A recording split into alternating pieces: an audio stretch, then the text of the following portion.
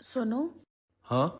ये जो अपने पड़ोस में आलिया रहती है, हाँ उसकी उसके हस्बैंड से लड़ाई हो गई है। यार, इसका हस्बैंड हर वक्त इससे लड़ता ही रहता है।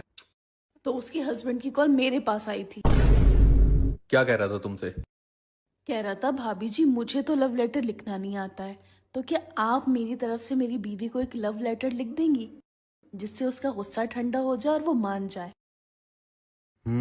फिर तुमने क्या कहा? मैंने तो जल्दबाजी में हाँ कर दी, पर तुम्हें तो पता है मुझे लव लेटर कहाँ लिखने आते हैं। पर मैंने सुना है तुम इन चीजों में बहुत माहिर हो।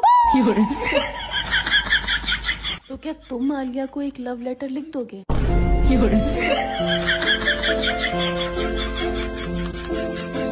अब तुम इतना कह रही हो तो तो फिर तुम मुझे बताते रहो, मैं लिख रही हूँ। हाँ, लिखो। हम्म। मेरी प्यारी आलिया। उसके हस्बैंड की तरफ से है ना?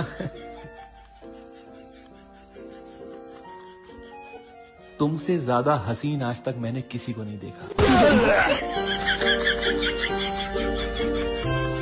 तुम्हारी आंखें एकदम नशीली हैं,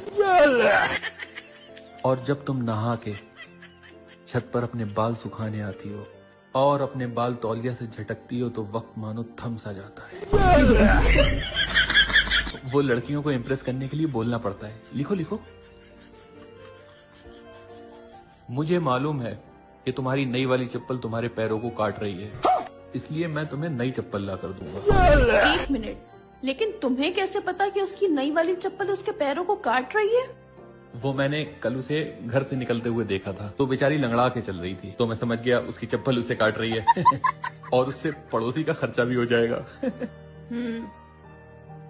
मुझे पता है कि तुम्हें गेंदे के फूलों से एलर्जी है, इसलिए मैं तुम्हें गुलाब के फूल भेजूंगा। अब तुम्हें ये कैसे पता कि उसे गेंदे के फूलों से एलर्जी है?